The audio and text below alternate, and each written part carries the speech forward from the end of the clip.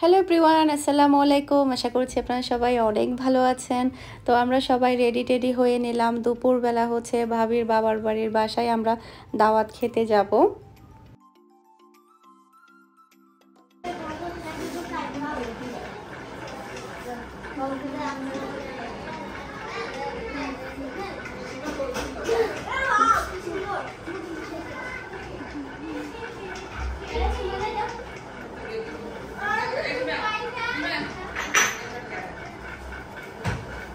এটা কে?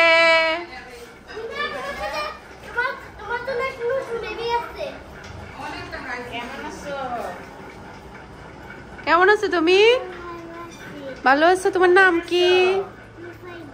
রুফাইদা। আচ্ছা, মাশাআল্লাহ। তোমার ড্রেসটা তো অনেক সুন্দর। কে কিনে দিছে?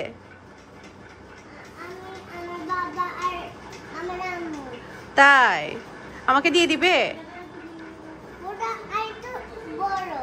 ওটা একটু বড় লাগবে? আমার ছোট হয়ে যাবে, আমি ছোট ড্রেস পরি তো।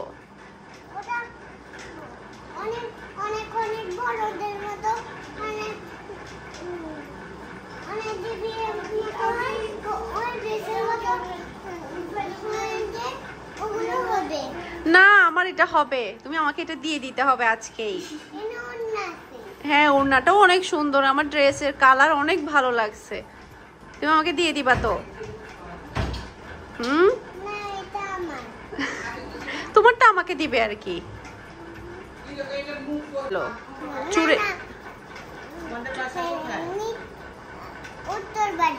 উত্তর বাড্ডা। দাঁত দেখি, দাঁতগুলো মনে হয় চুড়ে নিয়ে গেছে। কে নিয়ে গেছে? তেলাপোকা নিয়ে গেছে দাঁতগুলা দেখি। দাঁতের সমস্যা, নিচেগুলো ঠিক আছে? আচ্ছা, তুমি তো সকালে কি খাইছো?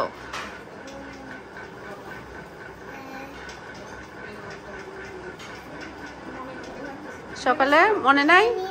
ভুলে গেছো? আচ্ছা, তোমাকে কে বেশি ভালোবাসে, আম্মু না আব্বু? আম্মু বেশি ভালোবাসে। আব্বু ভালোবাসে না? আব্বুও ভালোবাসে। দুইজনই ভালোবাসে। তাই কি তুমি তুমি আজকে আমাকে এটা দিয়ে দিতে হবে, কিন্তু যাওয়ার সময় আমি এটা নিয়ে যাব, কেমন? হ্যাঁ,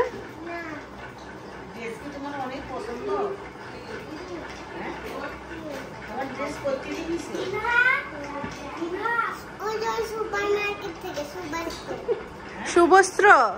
আচ্ছা, আপনারা এতক্ষণ ধরে যার পাকনা পাকনা কথা শুনেছেন, ও হচ্ছে ভাবির ভাইয়ের মেয়ে। মাশাল্লাহ, ও অনেক কিউট করে কথা বলে।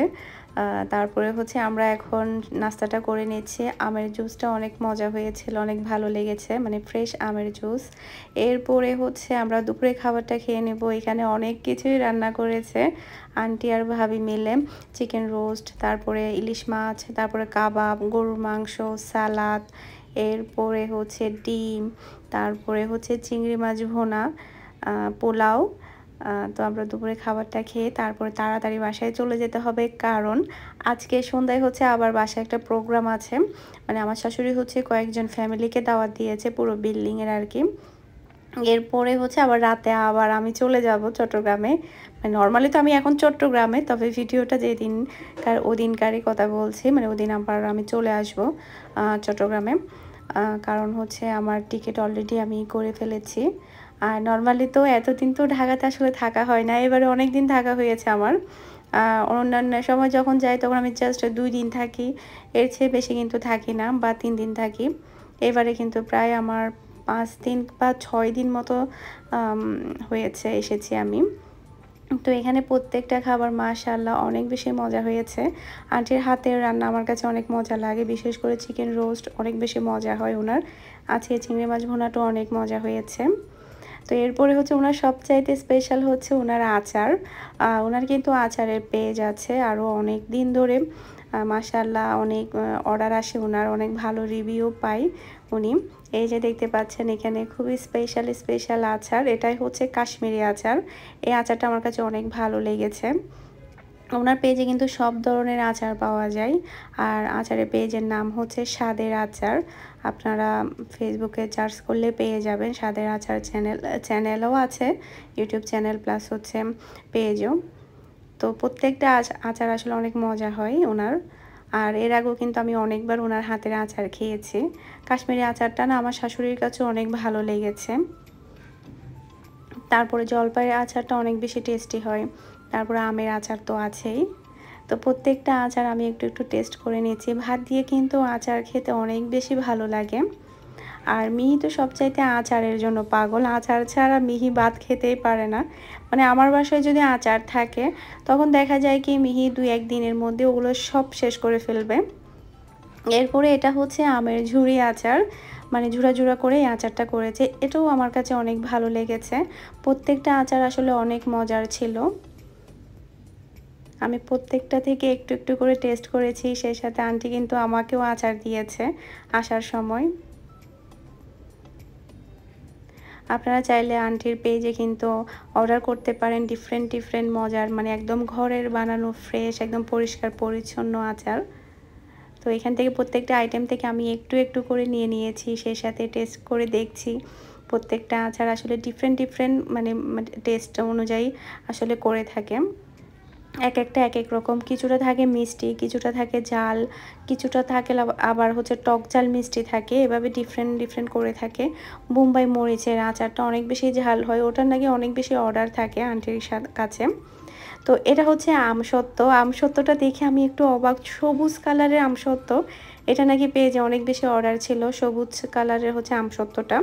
ওটাও অনেক মজা হয়েছে। সবার লাস্টে আমি এটা একটু টেস্ট করে দেখেছিলাম, মানে প্রত্যেকটা আচার আমি খেয়ে দেখেছিলাম। যারা কিনা আচার খেতে মানে ঝাল আচার খেতে পছন্দ করেন তারা চাইলে কাঁচা মরিচ আর হচ্ছে বোম্বাই মরিচের আচার অর্ডার করতে পারেন। আর জলপাইয়ের আচার, আমের আচার এগুলো অনেক বেশি মজার হয়। তো খাবার দাবার পরে হচ্ছে আন্টি আমাকে এই যে বড় বড় 2 বয়ম কিন্তু আচার দিয়েছে।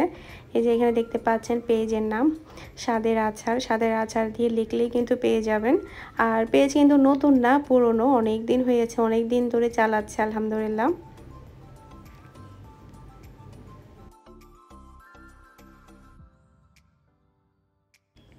আমরা বাসায় চলে এসেছি। বাসায় আসার পরে দেখি যে সীমা পুরো বাসাটাকে একদম গুছিয়ে পরিপাটি করে ফেলেছে। কারণ যেহেতু বাসায় সন্ধ্যার দিক দিয়ে মেহমান আসবে সেই কারণে। তো আমাকেও কয়েকদিন ধরে বলছিল পুরো বাসার ভিডিও করার জন্য, যেহেতু আসলে বাচ্চারা থাকে, বাচ্চারা কিন্তু ঘরটরা এলোমেলো করে ফেলে, সে কারণে কিন্তু আমি ভিডিওটা করতে পারিনি। তো দেখলাম যে পুরো বাসা একদম ক্লিন আর গুছানো, ভাবলাম এ ফাঁকে আমি আমার কাজটা সেরে নিই। তো ফার্স্টে ঢুকতে হচ্ছে ড্রয়িং রুম, তারপরে হচ্ছে ডাইনিং রুম। ডাইনিং হচ্ছে একসাথে, আর হচ্ছে বড় খোলামেলা হয়েছে, কারণ জয়েন করেনি, কারণ একটু বেশি গ্যাদারিং হয়ে যাবে সেই কারণে একসাথে করা হয়নি। ড্রয়িং স্পেসটাও কিন্তু ভালোই বড় আছে। এরপরে হচ্ছে ডেকোরটা হচ্ছে একদম সিম্পলের মধ্যেই করেছে ভাইয়া। এরপরেই হচ্ছে ডাইনিং রুমের সিঙ্কটা এখানে দিয়েছে। তারপরে হচ্ছে এটার সাথেই হচ্ছে গেস্ট রুম। গেস্ট রুমের সাথেও কিন্তু অ্যাটাচড আছে টয়লেট। টোটাল হচ্ছে 4টা বেড, 4টা টয়লেট, এরপরে 3টা বারান্দা, ডাইনিং আলাদা, এরপরে হচ্ছে কিচেন। এ হচ্ছে পুরো বাসার ফ্ল্যাটটা। এই পাশে হচ্ছে একটা বেডরুম আছে। এই যে এখানে হচ্ছে আমার শ্বশুর ঘুমাচ্ছে। আজকে আমার শ্বশুরের চোখের অপারেশন হয়েছে, যার কারণে আমি আর ভিতরে যাইনি, উনি রেস্ট নিচ্ছে। আর বাচ্চারা সবাই এখানে এখানে বসে বাচ্চারা খেলাধুলা করছে, তারপরে মজা করছে। এটা হচ্ছে আরেকটা রুম। তো যেহেতু একদমই নতুন সে কারণে কিন্তু খুব বেশি কিছু এখানে রাখা হয়নি। গেস্ট রুমে তো একদম কিছুই রাখিনি, এটা পুরোটাই খালি, জাস্ট এখানে একটা আলমারি রেখেছে। তো এই রুমটার মধ্যে হচ্ছে বারান্দা আছে, মানে বারান্দার এদিক দিয়ে কিন্তু অনেকটা বেশি বাতাস আসে, যার কারণে কিন্তু অনেক ভালো লাগে। আর প্রত্যেকটা রুমের কিন্তু ডেকোর এখনো বাকি আছে। এখানে নাকি আরও কিছু ডেকোর করবে, মানে মানে হচ্ছে আলমারি ফিট করবে, এরপর আরও টুকিটাকি নাকি কাজ করবে। তারপরে হচ্ছে প্রত্যেকটা ফার্নিচার কিন্তু আগের বাসার ফার্নিচার, নতুন করে কিন্তু ফার্নিচার এখানে এখনো করেনি। মানে যা যা ফার্নিচার আপনারা দেখছেন সবই হচ্ছে মানে আগের বাসা যে ফার্নিচারগুলো ছিল ওগুলাই। তো নতুন করে ফার্নিচারও করবে। আসলে একটা ফ্ল্যাটের পিছনে কিন্তু প্রচুর কস্ট চলে যায়, অনেকে হয়তো বা বলে যে আপনারা ফ্ল্যাট নিয়েছেন এখনও উঠছেন না, কবে উঠবেন কবে উঠবেন। সব কিছুর পিছনে আসলে অনেক সময়ের প্রয়োজন হয়, অনেক পরিশ্রমের দরকার হয়। তো এটা হচ্ছে ভাবির রুমটা। ভাবির রুমটা হচ্ছে এটার সাথেও কিন্তু অ্যাটাচড মানে বারান্দা আছে। তো এই রুমেও কিন্তু উনি ওনার বাচ্চার টেবিলটা রেখেছেন, তারপরে হচ্ছে আগের যে ফার্নিচার, খাট, ওভারড্রপ, তারপর হচ্ছে ড্রেসিং টেবিল, এগুলাই এখানে রেখেছে। তারপরে হচ্ছে এখানে হচ্ছে আলমারিটা হচ্ছে ওনার একদম মানে ফিট করা ছিল দেওয়ালের সাথে। আর এ পাশটাতে হচ্ছে বারান্দা আছে, এই বারান্দাটা আবার বড় আছে, মানে এখানে গাছপালা লাগাতে পারবে চাইলে। তো এটা হচ্ছে ব্যাক সাইডে পড়েছে, ফ্ল্যাটটা হচ্ছে সামনের সাইডে না, এটা হচ্ছে ব্যাক সাইডে নিয়েছে। তো পিছনেও কিন্তু মানে অনেকটা জায়গা, আর বাথরুমও মোটামুটি মানে কোনো বাথরুমই কিন্তু ছোট না, মানে মিডিয়ামের মধ্যে বড় আছে এই আর কি। তো ফ্ল্যাটটা হচ্ছে একটু লম্বার মধ্যে।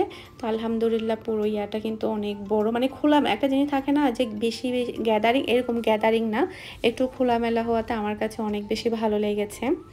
তো রান্নাঘরটা ওদিকে কাজকর্ম চলছে যায়, তাই আমি ওদিকে আর দেখাচ্ছি না।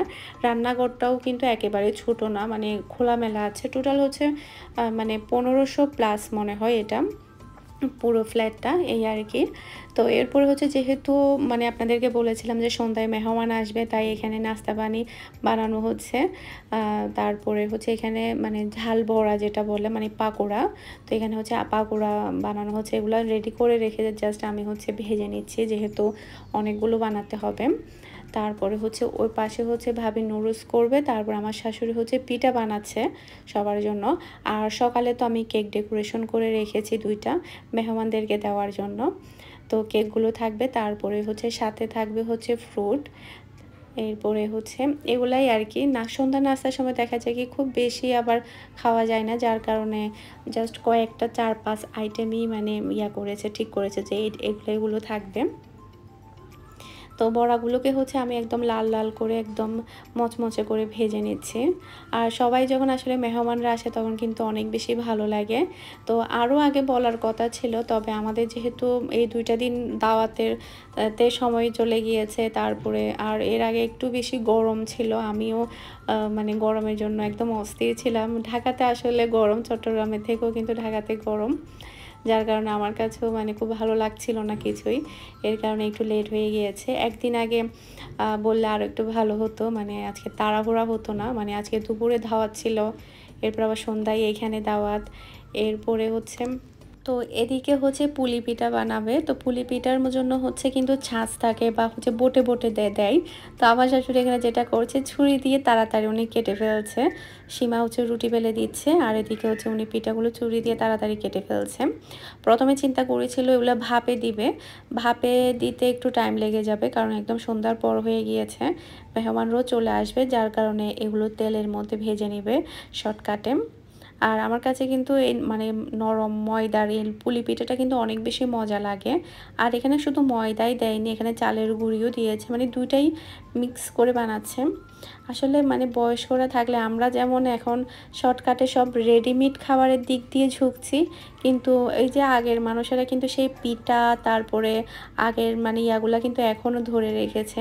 মানে আজকে যদি আমাদেরকে যদি বলা হতো যে পিঠা বানাও, তাহলে কিন্তু আমরা মনে হয় পিঠা বানাতাম না, আমরা হয়তো বা একটা পায়েস করে নিতাম বা রেডিমেড কোনো একটা করে নিতাম বা হালিম করে নিতাম, তবে পিঠাটা হয়তো বানানো হতো না। তো আমার শাশুড়ি থাকাতে কিন্তু এই পিঠাটা বানানো হচ্ছে। এটা যখন উনি বানাচ্ছে তখন আমি এটা মনে মনে চিন্তা করছিলাম, আসলে ঘরের মধ্যে কিন্তু বয়স্ক মানুষ এই জন্যই দরকার। অনেক পুরনো জিনিস কিন্তু সবসময় চলে আসে, যুগের সাথে তাল মিলিয়ে যেরকমটা আমরা সব কিছু মানে গুলিয়ে ফেলছি, সেক্ষেত্রে কিন্তু দেখা যায় কি আমাদের মারা বলুন বা আমাদের শাশুড়িরা বলুন কিংবা অন্যান্য বয়স্ক মানুষেরা বলুন, তারা কিন্তু সে আগের জিনিসগুলোই কিন্তু নিয়ে আসে, যে পিঠা বানাও বা পাকন পিঠা করো বা ওটা করো সেটা করো। তো সেই জিনিসগুলো কিন্তু চলেই আসে, এই জিনিসটাও কিন্তু এক ধরনের ভালো লাগে।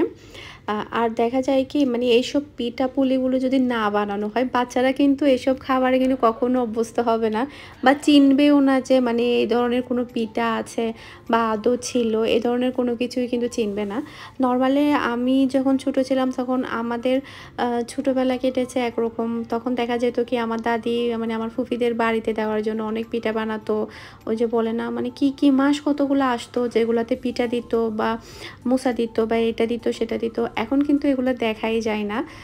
দেখা যায় কি তখন হচ্ছে দাঁত উঠলে সাইন্য, আমাদের এখানে তো সাইন্য পিঠা বলতো, মানে ওগুলোর নাম আরেকটা আছে। আমি জাস্ট আঞ্চলিক ভাষার কথাটাই বললাম। আবার আঞ্চলিক ভাষার কথা বললেও কিন্তু অনেকে অনেক কথা বলে। আসলে আপনি যখন একটা ল্যাঙ্গুয়েজে কথা বলবেন তখন অনেক অশুদ্ধ ভাষাও আপনার কাছে এটা শুদ্ধ মনে হবে, কারণ এটা বলতে বলতে বলা। তো এখানে দেখতে পাচ্ছেন সবার জন্য নাস্তাগুলো হচ্ছে এক প্লেটে বেড়ে নিচ্ছে, সাথে ফ্রুট মানে আম আর হচ্ছে আনারস, এগুলো সবই একসাথে দিয়ে নিচ্ছে। আর বাসার সবাই কিন্তু কেক অনেক বেশি পছন্দ করেছে, তো আমিও একটু খেয়ে নিচ্ছি, আমারও খিদা লেগেছে। আমি কিন্তু এগুলা খাওয়ার পরে তাড়াতাড়ি রেডি টেডি হয়ে বের হয়ে গিয়েছিলাম, কারণ হচ্ছে আমার লেট হয়ে যাবে। আমার বাস হচ্ছে 11:30টায়। তো এখানে হচ্ছে প্রত্যেকটা খাবার আমার কাছে অনেক ভালো লেগেছে। ফার্স্টে হচ্ছে আমি পিঠাটা খাচ্ছি, তারপর নুডলস খেয়েছি, এরপরে হচ্ছে ঝাল বড়া খেয়েছি, তারপরে হচ্ছে কেক খেয়েছি। আজকের মতো বিদায় নিচ্ছি। সবাই ভালো থাকবেন, সুস্থ থাকবেন। আসসালামু আলাইকুম।